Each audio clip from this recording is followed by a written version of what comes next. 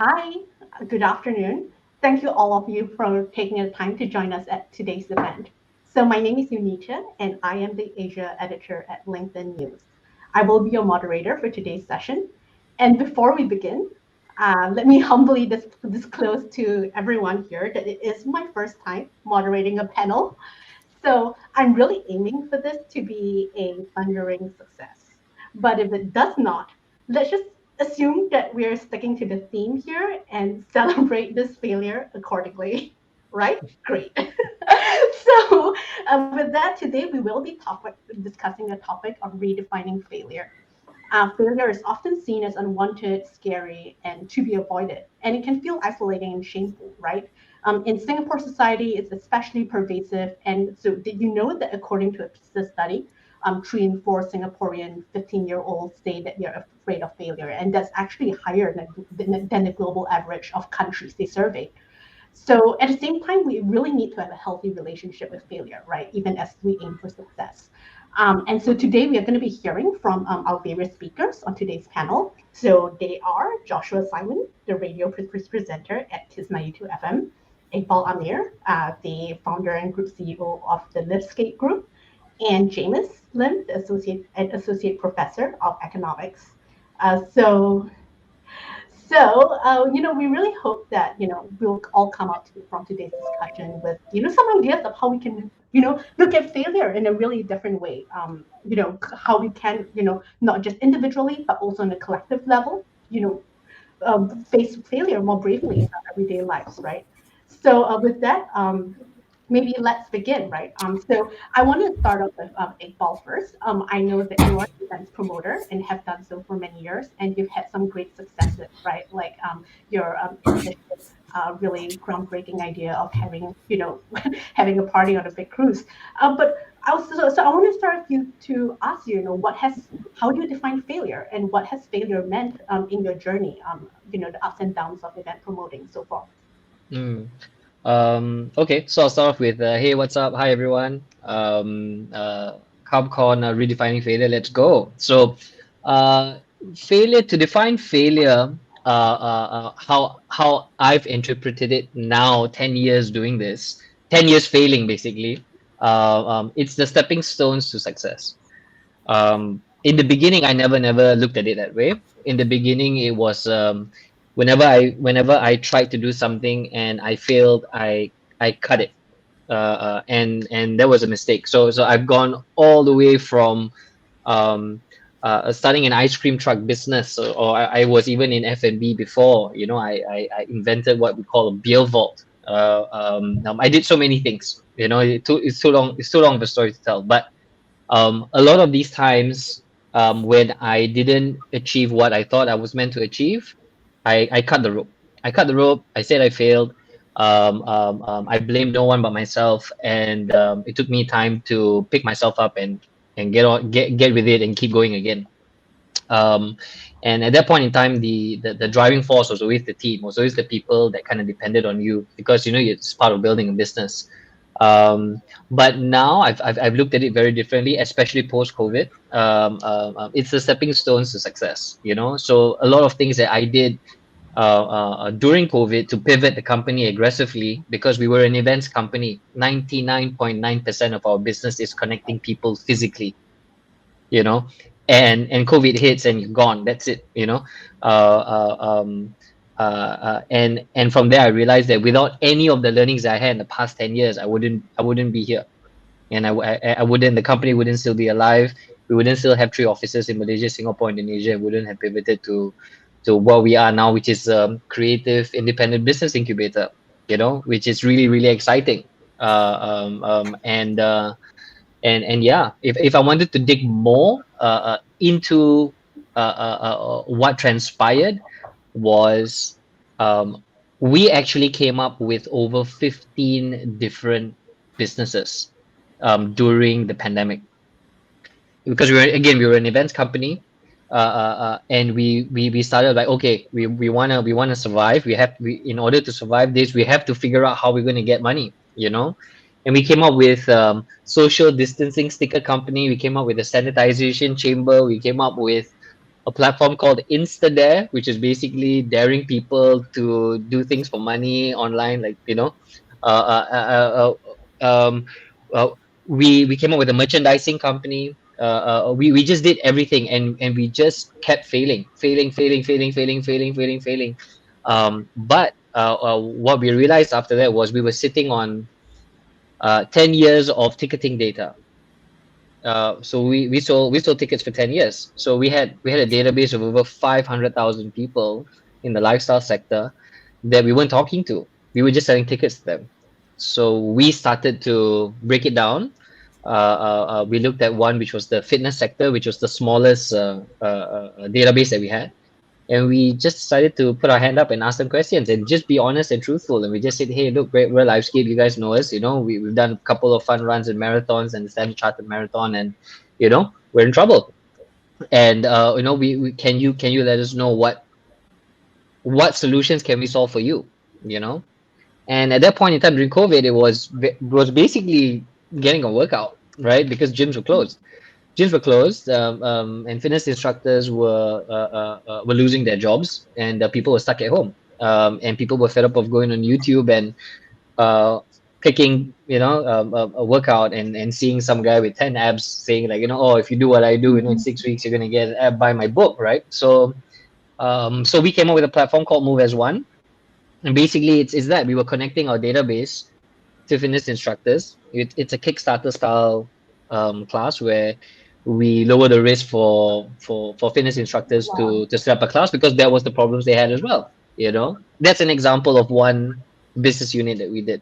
Um, Wow. but yeah, but yeah, if I would if I were to define failure, it's that stepping stones to success. There's so many things that happened during COVID, but we fought the good fight. We didn't sit down and wait for things to boil over. We kept going. The team's a lot smaller. We were a team of 70. Now we're a team of 23. But I have 23 of the best people that I would get into this with. Yeah. That's amazing. I think that it's an important thing to acknowledge the fact that, the COVID has all hit us so much, and especially for entrepreneurs, it's been such a bumpy ride. I was curious to hear from you, Jamus. You've had quite a different career, right? Path from the entrepreneur, or I think the work you do is quite far away from a live events company. So, how do you yourself define failure? So thank you, Unita, for asking that question. Also, thanks to everyone for joining us. As an academic, I think sometimes people don't understand how often professionally we fail, and a big part of that is because what we do is do research, and research is full of dead ends, just almost by definition. Because if there was a clear path to what we were trying to uncover, then we wouldn't really be doing research. So, and in addition, even after you have completed what you think is a decent product, which you feel comfortable with to put out to the world, you then get routinely rejected because that's part of the journal submission process. So a lot of what we do is we submit our work to journals and then we get rejected. So, my teenage years with women was a perfect way to steel me to this future reality that I now live, because I was rejected all the time. And it just helps you to really understand. And I'll build on what Iqbal said. It isn't so much that failure is a stepping stone to success only, but that it is essentially an inherent part of the whole exercise. In my case, you could think of success as the final product, which is a published paper. But if you think more broadly, you take a step back and you think that my exercise is to produce interesting ideas, research ideas that would be relevant for the real world, then it is just a path that is littered with both so-called failures and so-called successes. They both come together. They're part of the same package. So that's how I think about it, not only as a stepping stone, but as an integral part of a broader process.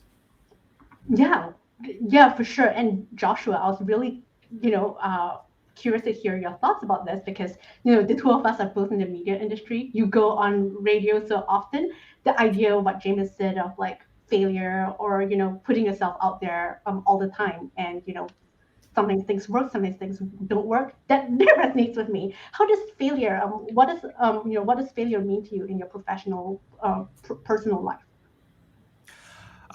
Failure for me has not been something that is separate from me. Like, it's not like, oh, this situation failed. Oops, let's move on to the next task. It's for me, it was very much linked to my identity at a very young age. I think when I failed and continued to fail at school, at sport, at behaving a certain way, at being the son my parents wanted, at even my dreams, right? Like, I would dream of becoming this. And because I'm not looking like them, I think I failed myself, and I feel like I failed my dreams. So much of failing, especially at the growing up years, was linked to my identity, where I thought I was perpetually bound to fail everything. And I think when I started building my confidence was when I kind of just gave up on the trying to win thing, and I'm just like, okay, you know what? I feel like I'm failing at everything. I'm the opposite of a Midas touch situation, so I'm just gonna try to win some things. I'm gonna just try to learn how to make an omelet and make it right, and that's my goal today. I'm just gonna win making a good egg. So it started from there, and then I started doing a little bit more, and in my job, like, I would go into every interview and just treat it as its own singular thing, and I'm gonna try. And if it doesn't work, that's fine. I'm so used to failing anyway, but I'm gonna make sure I give it my best. And I think in a way, my sort of journey with failure has been trying to eradicate the shame that comes from failing, because um, the thing that I've noticed, especially when in the entertainment industry, when people say, "Oh my God, people are so fake," they're so fake. It's because we present perfection, right? And we keep giving people these excuses like, "Oh, we're just human," when we're trying to make excuses, right? But the truth is, all of us are projecting perfection because we're seeing perfection marketed at us all the time. So we always feel like we're not hitting the mark, and we're always missing the mark. So I've kind of just taken it upon myself to just be like, okay, no one is actually perfect, and I'm not perfect. So I'm going to just shake off this shame that I have with failing. And I think failing is an absolute guarantee. It's an absolute guarantee. And I kind of wish, 100%.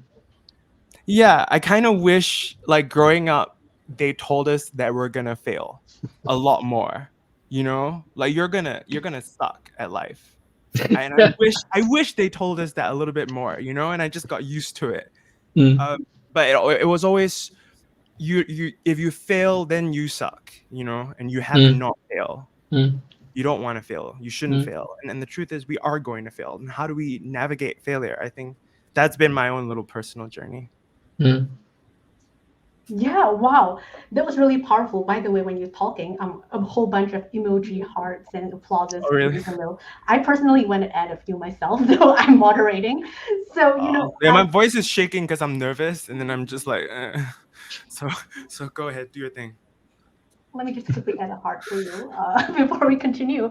And I mean, thank you for sharing a really powerful story. And I think like, even though I haven't had the same experiences as you, and in that sense, I mean, personally, I you know, I work at LinkedIn, which is a pretty great gig. I've had a lot of success as a content creator, but in my adolescence and like going to university in my young 20s, I really had this weird thing where I was doing really well at school. I was really killing it as, learning about journalism. But there was this part of me that like felt like I wasn't, I wasn't like, I couldn't really embrace it fully because we live in a society where, science and like being a doctor, a lawyer is like really, really prized. And because of that, I always felt like there was something that I couldn't really embrace my own successes because I had this idea Mm, that society saw me as like not as successful. And because of that, it took me a really long time for me to embrace that, yeah, no, this is what I'm good at and this is what I love doing.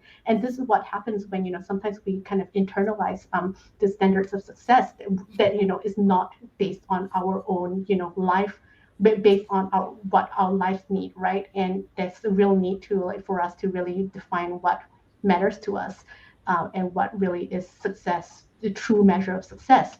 But Joshua, I just wanted to really let me get on my soapbox now. And so, Joshua, I just wanted to go back to something that you said and kind of turn the conversation to that. I think you talked a little bit about the difficulty that society has about talking about success and failure. So I was curious, and maybe we can throw this to Iqbal again to start with. But I wanted to know basically why do you agree with Joshua about why society views success, may have trouble defining success in a healthy way. Mm. What's wrong with how we view success and failure as a society today? Yes, I agree 100%. How I experienced it was very different. I come from a fairly hard family. I actually come from a family of entrepreneurs, you know. It's very expected to do well in everything, you know. I remember that when I was in primary school, I refused to go home when I got my test results. I actually call my the teacher actually used the payphone to call my parents and tell my parents that your son doesn't want to go home because he got his test results. And I had to talk to my mother on the phone, and my test results was 90%. I got 90%. It's not like I failed. I got 90%, but I didn't get 100. I didn't want to go home, because I knew what would have happened if I gone home. My father was a very hard man. You know, he's the kind of guy that if I got a because I'm Malay, right? So there was one time I got a B for Malay, and my dad asked me to go and change my name. You know, he's that kind of guy. He's that kind of guy. Look, it's not him. He learns from. You have at the end of the day, you have to understand that they do what they think is best, right? And they must learn from. So they learn from someone older, right? But I come from a family that was very hard and very. You have to succeed. There is no way you will fail, because you must succeed, because the whole family succeeds, you know. But then my path was very different. You know, I decided to take a different path from what they do. A lot of them were in retail, and I decided to be an events promoter, an events organizer, which is very different. um so the pressure that you get internally, you know, where when you suddenly feel that you can't even talk to your family members about what you're going through, in fear of being labeled again. Oh, look, you failed. You know, yet and you have to see my timeline, right? I started an ice cream truck business. I had a restaurant. You know what I mean? And I kept failing, right? Doing events and then Livescape again. You know, during that pandemic hit, my dad he told me to close the company. He basically said you should just lock the keys. Just lock the doors. Tell your team members that, hey, look, you know, there's COVID, we can't do anything. You know, I'll see you guys in a couple of years. Sit on what you have, put the money in an FD, come back in 3-4 years from now once COVID is much better, and call your team. But then for me, it's like I can't do that to my team, you know, because that would be me failing them as well, you know. So it's very my experience was very different. My experience was very internal, you know, but I can see the relations to what you're saying, Josh, you know, because again, it is this thing that's expected of you, and then you keep not hitting the mark, you know. Yeah. Yeah, I think the thing I want to add to it is just sort of it's almost like society says when you win, you got to win big, right? Yeah. You Yeah. tell everyone, you post it on social media, you say Yeah. that you've hit this amount of money and your net worth is this. So win Yeah. big, but lose quietly. Yeah. Like when things go wrong, don't talk about it, hide it, Yeah. lock the Yeah. door. Yeah. Right? Jamus, what do you think of that? I almost feel that, well, first, I think being able to understand what is success and what is failure for you, for each individual, is really key. So, since Iqbal was talking about his dad, I am reminded of my father. He, at one point, at the peak of his career, he was actually quite young. He was the top sound engineer in Southeast Asia at the time, working for EMI, and EMI was Wow. about to close its operations in Singapore. But because he was so good they offered a position to him in Taiwan to kind of lead the operations there and continue the excellent work that he had been doing. Amazing. And if he had defined his sense of success purely in terms of professional success and what that meant, he would have uprooted all of us and we would have gone with him. He had a very different notion of success. For him, what was most important was, at that time, the legacy that he left behind.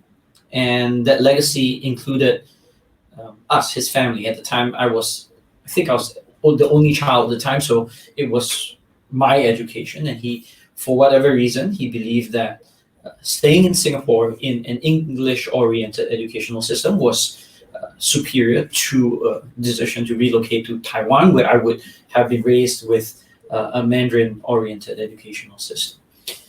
And in his mind, it was clear that for him, it was, of course, he's human and it's a sacrifice to give up your career. But for him, he didn't see it as a failure to choose that route for us, for myself. For him, it was just, that was his metric for success, which was how the kind of child that he was going to raise. And it was, that's the funny thing, right? Like for him, the kinds of things that he measured success against was also very esoteric and idiosyncratic. So, Iqbal, you were also talking about the notion of how what our parents have in terms of identity. And so we are Peranakan, but obviously half of that is Chinese. So he believed strongly that I should both be able to, as Southeast Asian, I should be able to eat chili, and that I should also be very adept at using the chopsticks. Yeah. Now, again, these are low bars. Most people do achieve success in both of these things. But as a child, I didn't have those. And his idea of disciplining me was to make me transfer peanuts from one plate to another with chopsticks. And each time I failed, he would flick me at the back of the ear, and in 15 minutes, I became pretty adept at chopsticks. And likewise with chilies, it was eating raw chilies with no water till I finally managed to deal with chilies.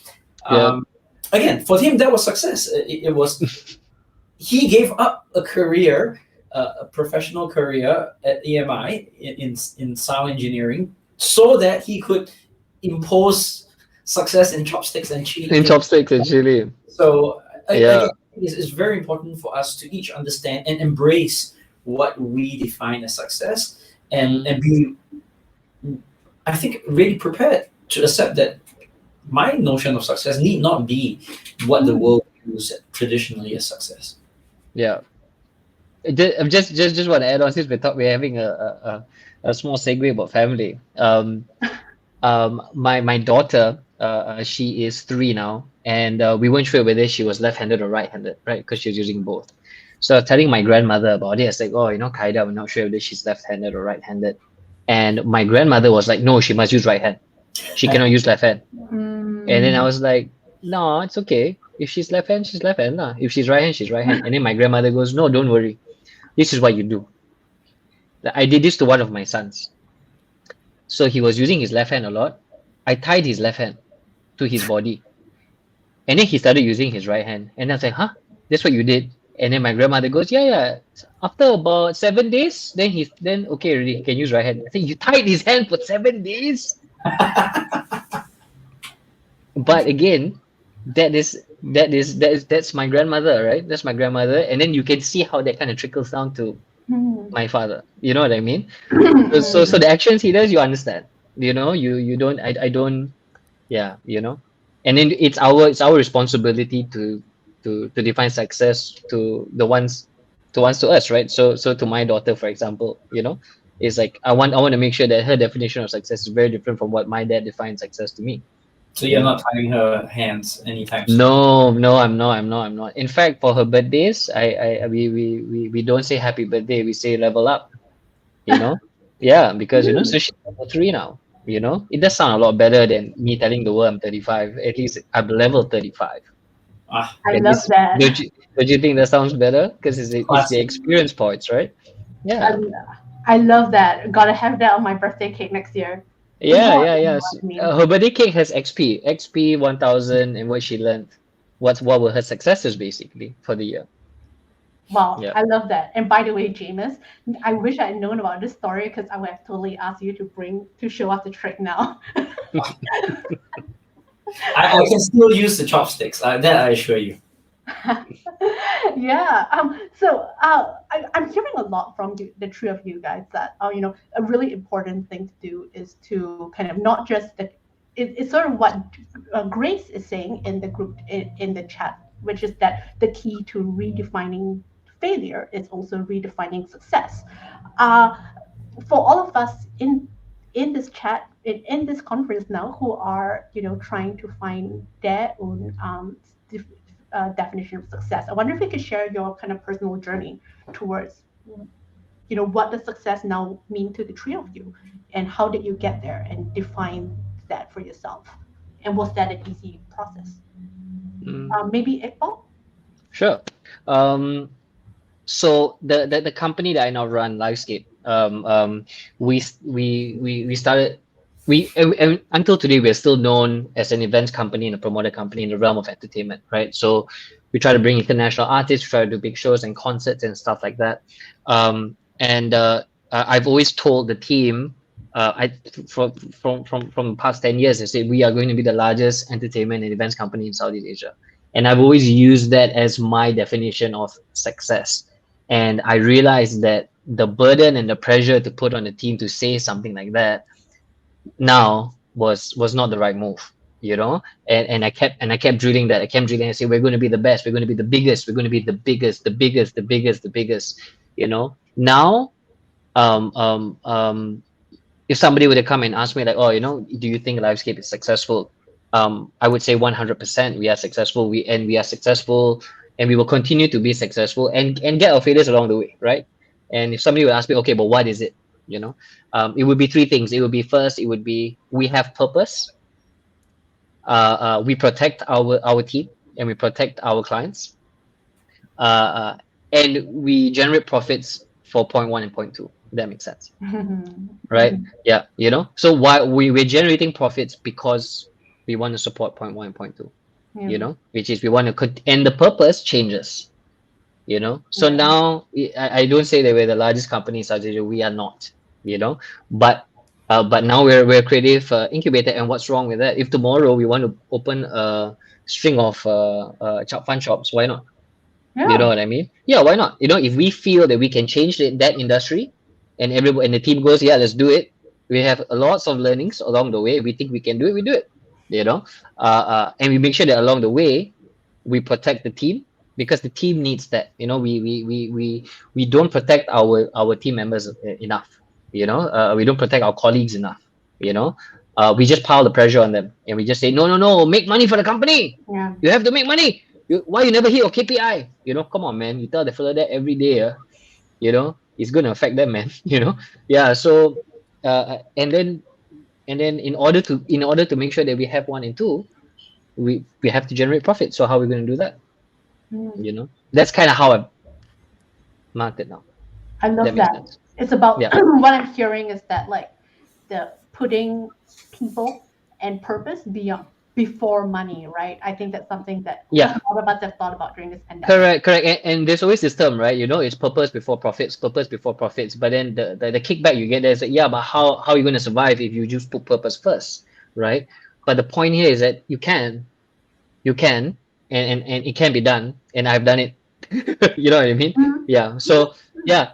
So yes, it's purpose. The team defines it, and if you can change an industry and you feel you have the chops to do it, go ahead, do it.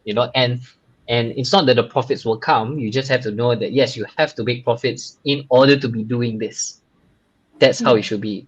Yeah. Yeah. I Yeah. also love something that you're sort of saying here, which is having that sort of agile or like flexible mindset to failure. Because to failure is what failure and success is, right? Because a lot of Yeah. times, the real like sort of issue comes when we have this very fixed sort of idea of what success or failure should be, regardless of who that person is, what they're going through, what direction that they want to take, anything like Mm, that. mm. Yeah, I was curious, James. What do you think are the consequences of a society that maybe has too much of a fixed idea of what success or failure is? What yeah, like what happens when we collectively struggle to have a healthy relationship towards failure? So I think, well, wearing a social scientific hat, I think um, the challenge when society fails to fails to truly grasp how integral failure is as just a component in any endeavor is that we become too excessively focused on just metrics for the sake of achieving those metrics, and then we may lose sight of what is ultimately the reason why we are pursuing a given exercise or endeavor to begin with, and then we start to measure ourselves by, as others were saying, by KPIs, but KPIs should not be our measure of success. They are a feedback mechanism for us to understand.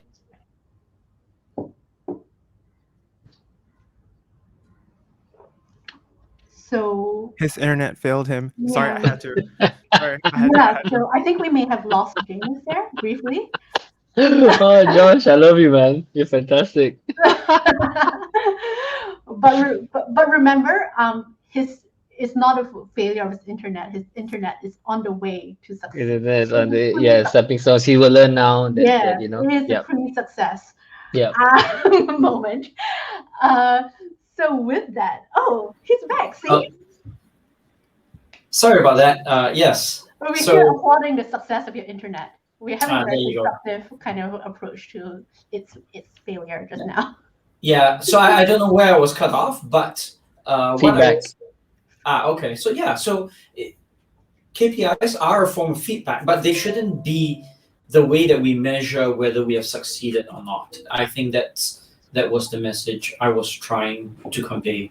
I'll just wrap up my point with a little story, and that is, if I had only measured, so eh, when I was younger, no one would have thought that I would have been an academic. Academia would have been the last thing that even my close family members would have pegged me as doing. When I was, after I successfully completed my A levels, but only barely so, I remember I had barely scraped from JC1 to JC2. So in what you need to get to be promoted from JC1 to JC2, in our school at least, was you needed to get a grade of one, at least an E or above. So I got E. And then what would be considered an O-level pass, which is between a fail and a pass, but not quite good enough for A-level, but good enough for O-level. So you need to get an O-level pass, and then you can get two Fs. And that was exactly what I got to get from JC1 to JC2, EOFF. So basically, I scraped right through from JC1 to JC2, and then when I finally got my grades for the A levels, my form tutor actually came to me and said, he shook my hand. He denies this now, but he shook my hand. And he said, "Congratulations, Jamus. I never thought you'd make it." So for him, his metric of success for me was actually graduating out of junior college. So the last thing he would have thought was that I will go on to become an overeducated academic. And so that's my point. I think if I had just focused on KPIs and what I had achieved, I would never have thought that I would have a career in academia, but rather what I focused on was just my love for the subject of economics, and the bachelor's became a master's and the master's became a PhD, and it was all because I was just genuinely interested in economics and I just wanted to keep doing it. And eventually, if you keep wanting to do something, you get good at it, and that's ultimately how why I think, both individually and at the societal level, we shouldn't be focused on metrics of like KPIs and so on of success, but rather to focus on what we deem ourselves as success. Love for the subject, learning more every day, and enjoying the process of going to work, and then I think the rest of the things can fall in place more easily, and along with failures along the way, you're comfortable with the failures as they come along because you're still doing what you enjoy doing. Wow, yeah. And what I'm hearing here too here, wow, snaps, right, Joshua? Yeah, snaps. It's like once you drop those expectations, you really move towards that purpose, that sense of well-being, that sense of you're really living more of your fuller life than being held back by something that you once thought that that once defined you. With that, I kind of was curious to know, to kind of go back to something that we have been talking a lot about, lurking beneath the surface was the fact that Iqbal has really, his business has gone through so many ups and downs during the pandemic. Joshua had this, experience of, feeling like a failure a lot through his childhood, right? Um, I was curious, and failure, since we are at a mental health conference, I think that it's easy for us to look back sometimes and say, yeah, I failed, but we kind of went along the way and we laugh it off and like, yeah, I'm here now. But clearly it's something that really affects all of us in that moment. How so I wanted to talk to I kind of wanted to ask, maybe we can talk about start with Joshua first, but ask a little bit about that mental health component of failure, right? How can the way that we process and deal with failure affect our mental health? And how have you found, how have you would you have any tips for sort of building resilience, and handling your mental health wellness while dealing with failure? Yeah, for me, with mental health, I struggle with, and I still struggle with like a slew of things, right? So depression, anxiety.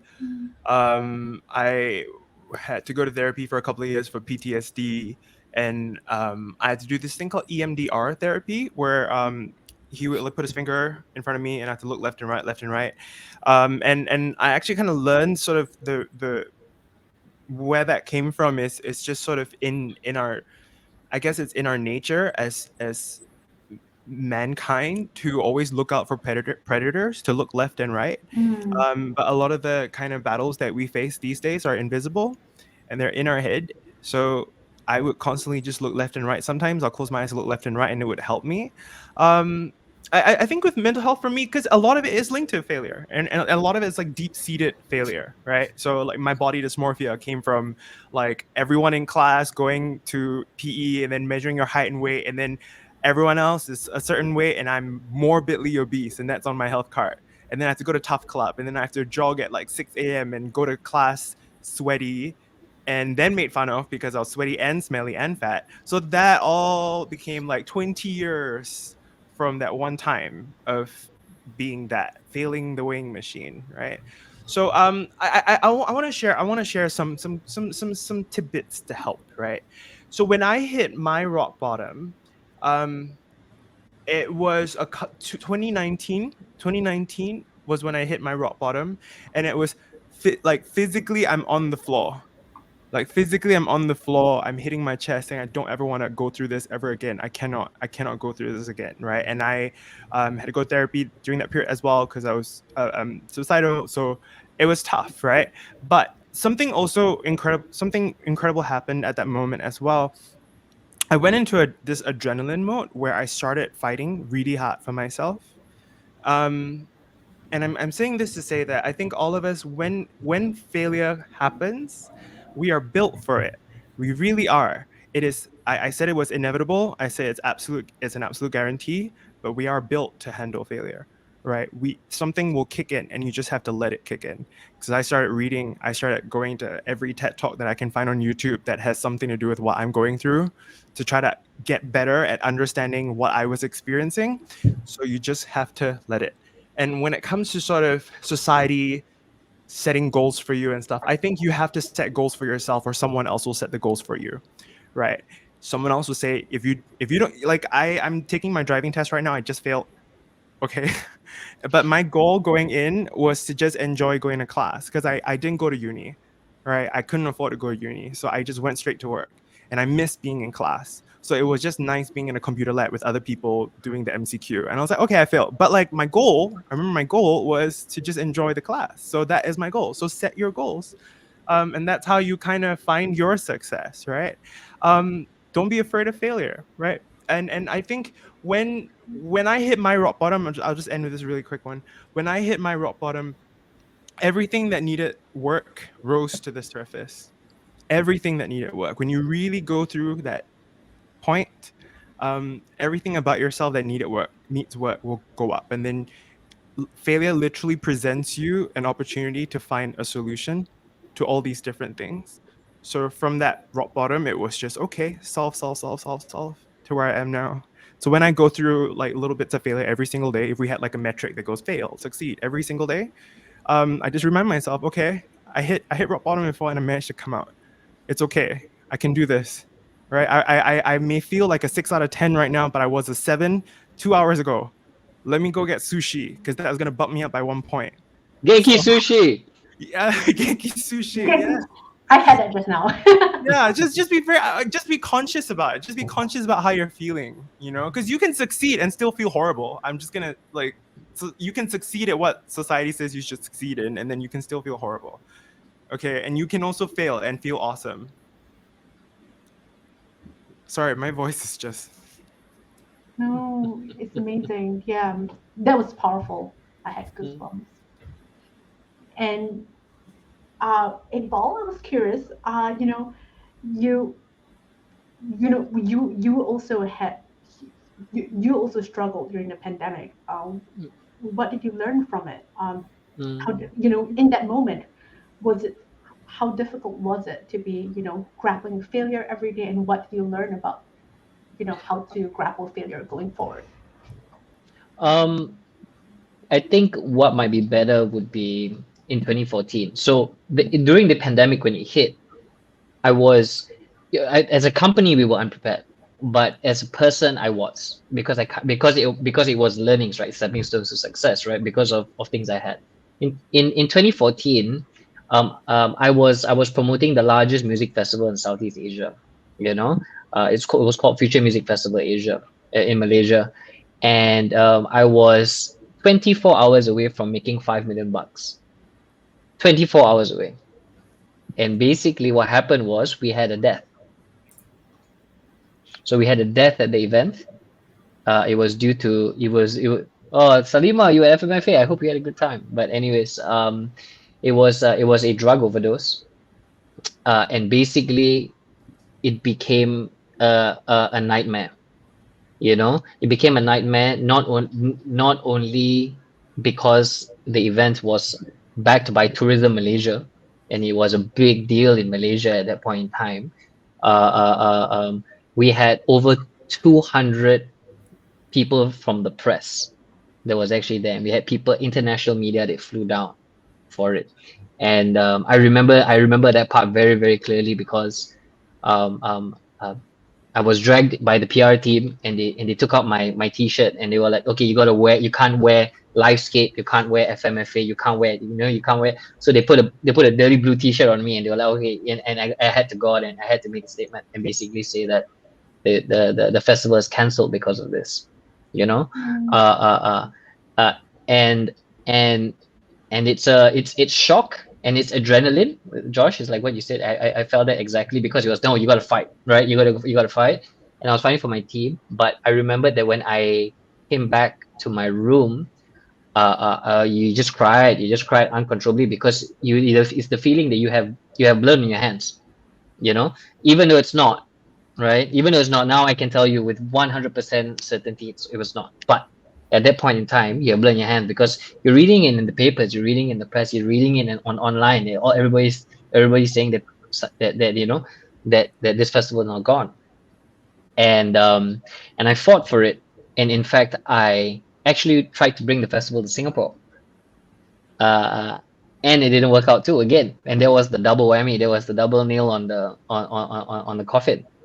uh, um, uh, and and and it did work, and I think at that point in time that was my rock bottom. Yeah, that was my rock bottom in the sense of you get up every day, and you just have these memories of what just happened, and you hope that you were dreaming.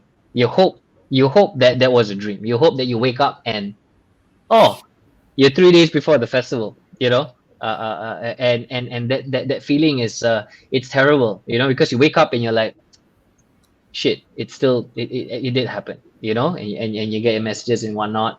And I used to just cry uncontrollably. I used to turn on my YouTube. I used to watch the videos of FMFA, and I just you just start to cry. But then what happened was I had a good support structure.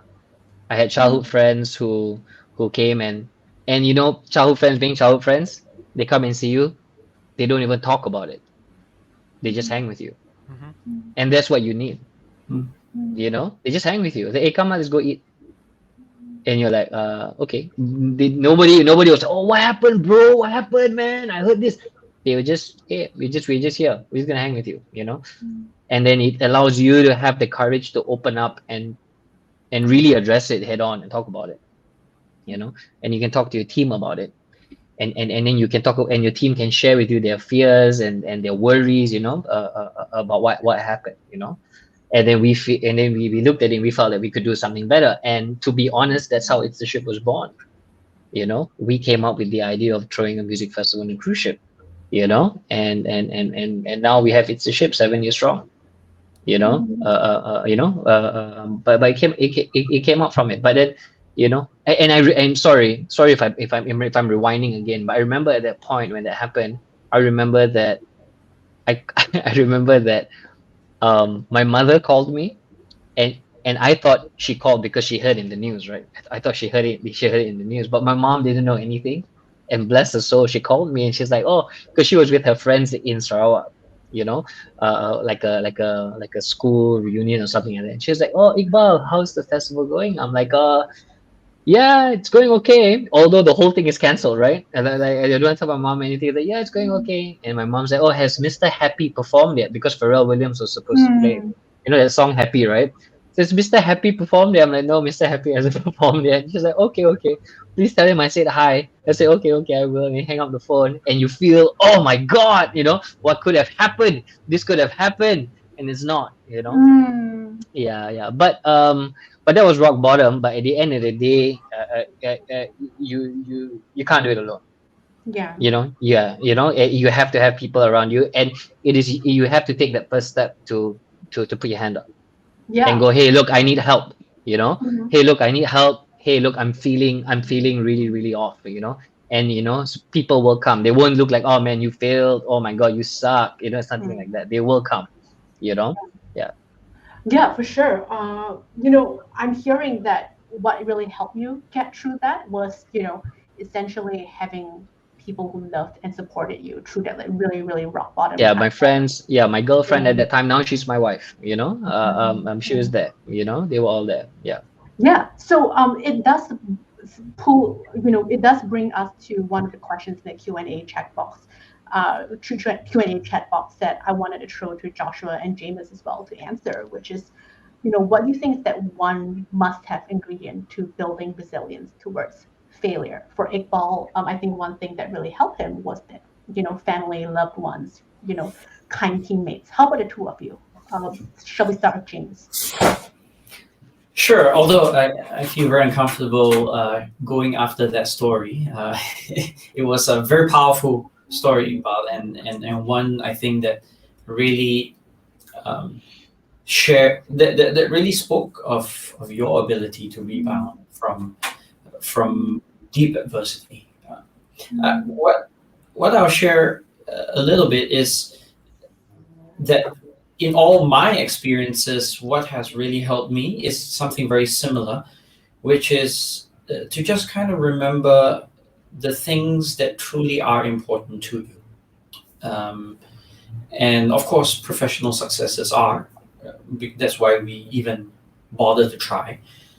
Um, but whenever we've really had, my wife and I have really had experiences where we feel deep loss for whatever reason, we always look to each other and we say, "You're still here, and we still have each other. And as long as we have each other, that keeps me rooted, that keeps me grounded, and that will be what brings me to that next stage or the next challenge and the next task." So I think having a rootedness in what is fundamentally most important to you, it can really help to dispel failures in other areas of your life. Um, just to remember, just to remember what matters. I think I would say that would be for me. For sure. And yourself, Joshua? I think the thing that I'm trying to understand, and well, the thing I'm trying to practice a little bit more is, so I believe like to eradicate shame, you have to allow yourself to be vulnerable, right? That's how you're brave, right?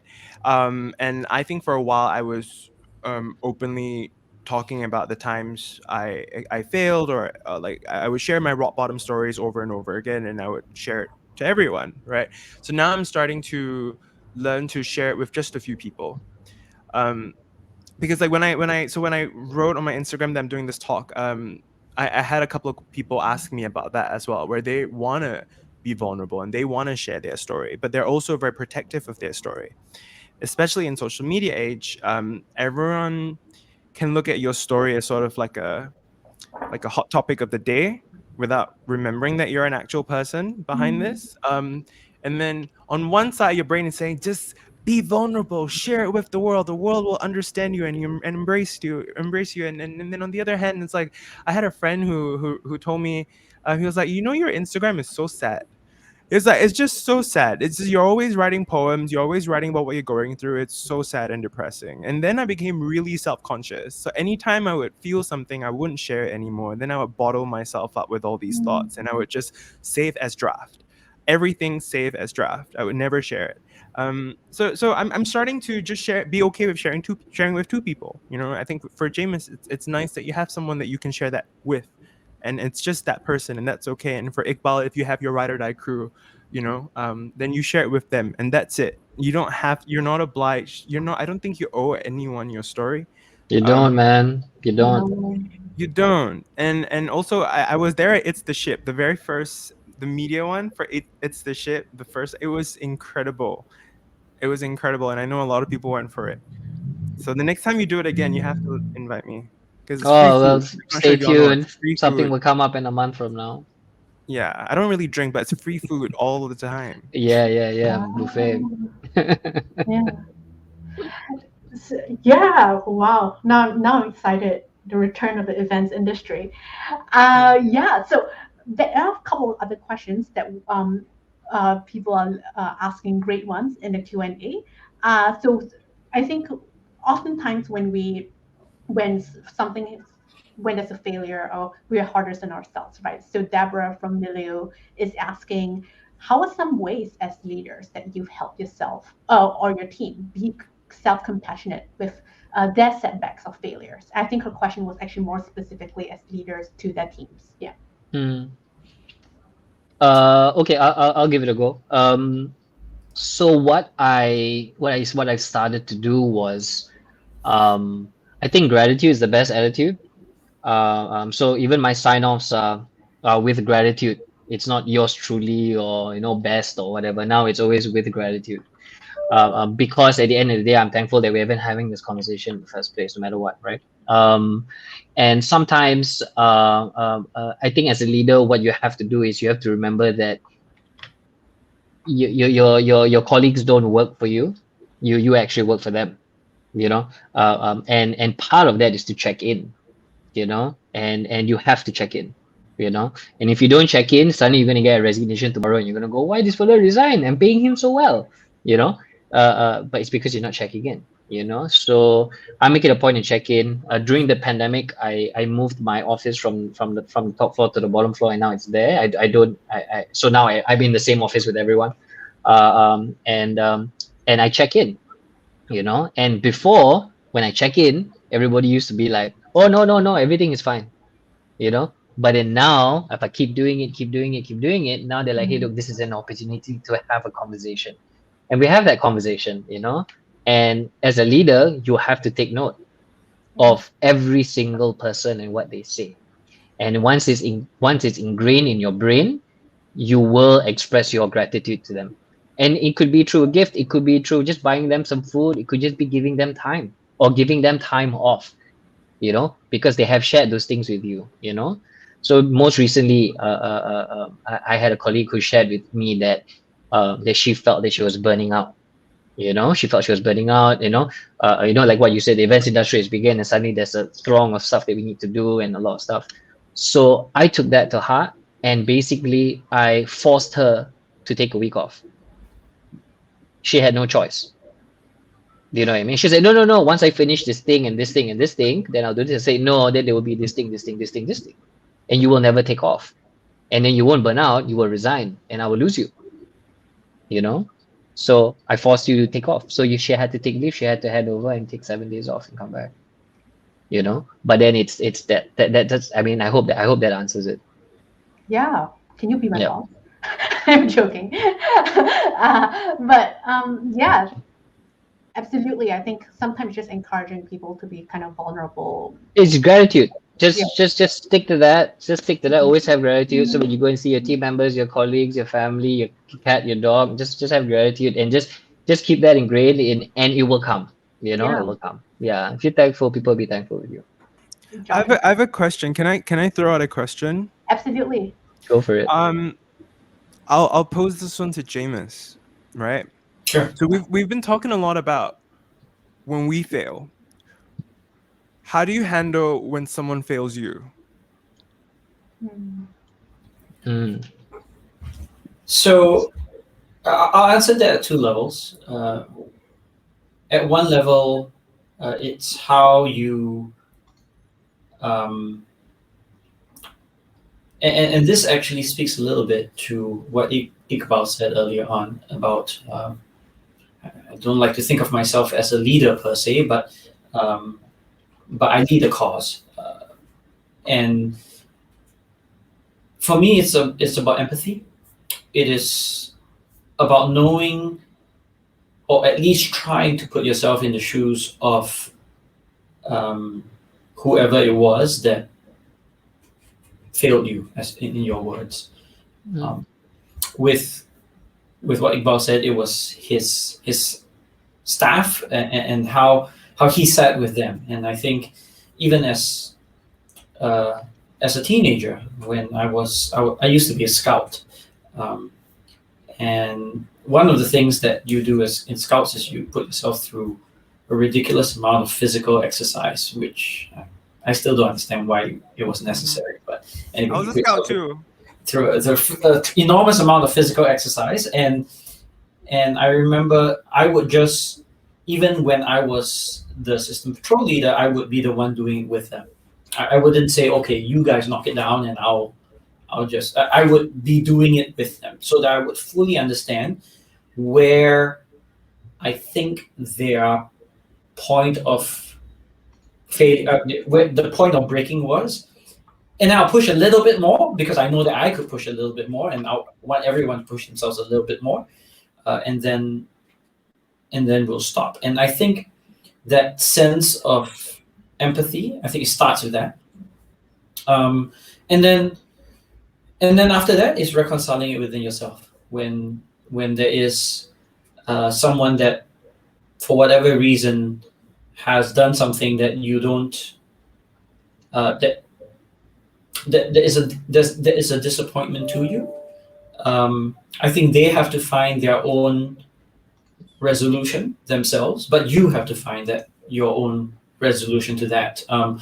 Obviously, it's easier said than done. A big part of it comes with being willing to say yes, because I empathize. I can therefore also say I forgive. I want us to move beyond that. But then, regardless, often there also needs to be a recognition that with actions there are consequences, and some things cannot be unraveled.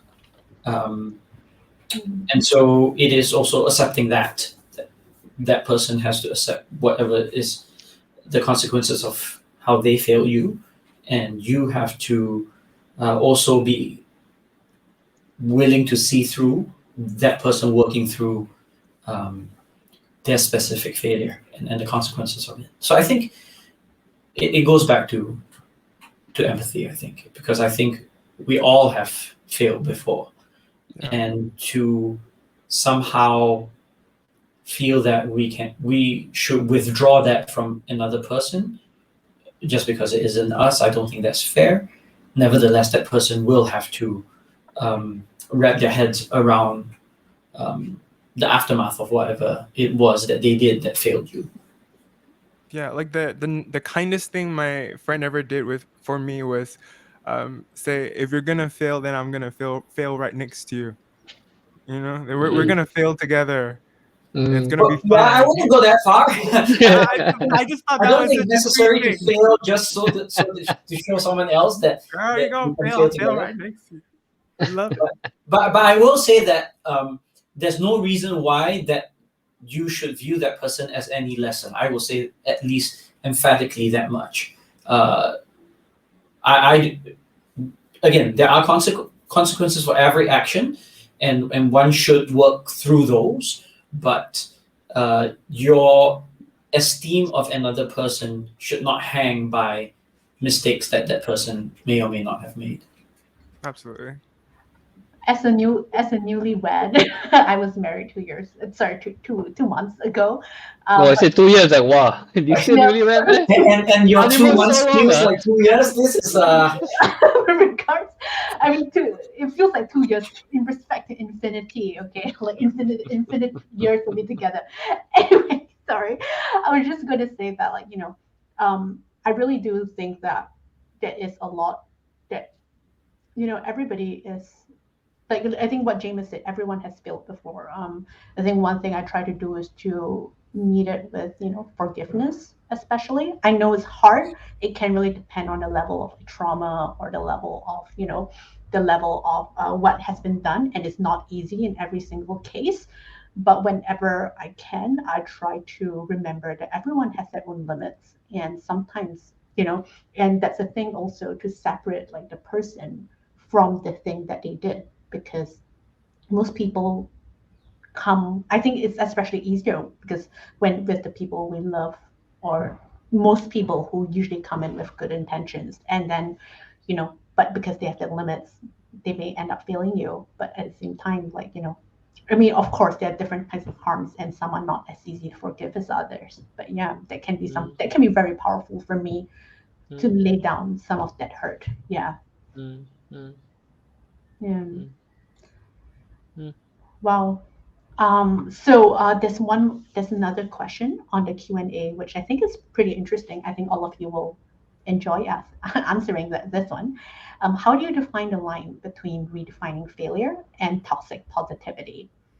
What would you say to people who feel that reframing failure positively is simply an inability or unwillingness to acknowledge failure? maybe I'll start, and I think it comes back to what I said earlier on, which is that just because you're willing to look beyond a specific failure, it doesn't mean that you look past it or you brush it under the carpet, or that there are no consequences behind that failure. So I think everyone has to come to some resolution of what that failure, how to resolve the consequences of that given failure. But it doesn't mean that we it doesn't mean that we therefore think that every failure is equal or every failure should just be completely disregarded, which I think is the danger of just saying, oh yeah, you just keep failing, because at some point you do want to succeed at something. um, so I think that self-reflection is important to be able to understand where you think something went wrong. So I think I don't like to put the words toxic and positivity together, but if I did, and I had to spin an interpretation on that, it would be when you're so positive that you refuse to recognize the downsides of whatever the failure was, and you therefore don't learn from that to prevent yourself from doing that again. So I think that would be that kind of positivity is I wouldn't use toxic, but I would use unhealthy. Yeah, but And Jamus, it will also be dependent on the feedback loop, like what you said earlier, right? It's how the feedback is given, or how is the feedback presented, or how do you accept feedback, and you have to make sure that you frame that right. Do you know what I mean? I agree, although I'll take it a step further and say that even if you didn't receive direct feedback in whatever form, obviously it's nice to receive constructive criticism in a compassionate way, but even if you didn't, my point is that you should be self-reflective enough to be able to assess whether something went right or not. You should be able to evaluate whether something was a failure or less than a success than you had hoped that it would be. Yeah. Agreed. They're so smart. He has doctor in front of his name. Y'all aware of Well, that? yeah, I think The duck is in the house. as I was sharing with Got with all the answers. with the rest of them backstage earlier on, my mother still continues to introduce me as, this is my son, he's a doctor, but he doesn't really help people. So you gotta keep that in mind. My mother only has one type of doctor in mind, and I did not satisfy that criteria.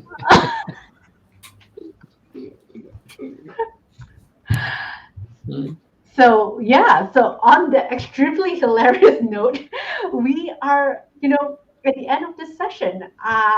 And thank you so much for everyone for coming here, not just to this panel today, but to CalmCon. This is the final session for this lovely festival. I hope you've had a lovely day. And if you have missed any of the earlier sessions, and if you want to rewatch it, do remember that the on-demand replays will be available for 60 days or until January 2022. So if you liked any of our jokes, rest assured you can keep replaying it in the background while you work. We will be here for you. And if you want to check out more content and talks by Calm Collective, you can check calmcollective.asia on their podcast Calm Conversations, which is available on Spotify, Apple, and Google. So thank you so much, everybody. Big shout out to the founders and the team at Calm Collective. And have a wonderful Saturday evening. Thanks, everyone. Thank you. Take care, guys. You.